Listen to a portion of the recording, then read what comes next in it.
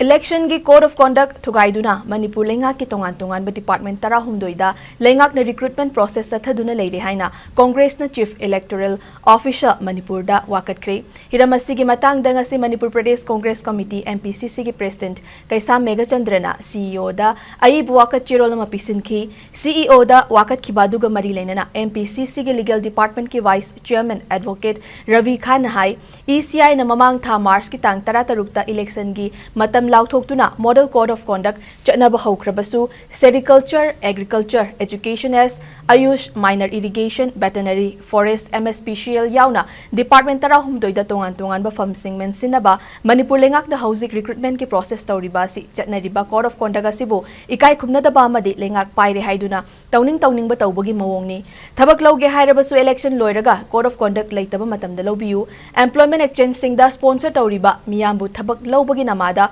wahaliba si election da khudong chaba lawnaba tawribara haibagi chignaba lei thawong asi lepnanaba CEO da wakatpani karigumba masida CEO na thabak paikhatragadi ECI da su wakatkani election da mai pak na bahonabada aranba pambai sizinaba tokpiu amaromda jingmairongda ahal oirabi amabu BJP gi candidate da vote pihanbagi niyam kaiba thabak chatharamba dusu taraina lawdi haiki election model follow conduct lai ngai manungda garingmo makhalamagi interview tawraga result out tawduna haiduaga paliba leingak asina nataga hojokjik laiba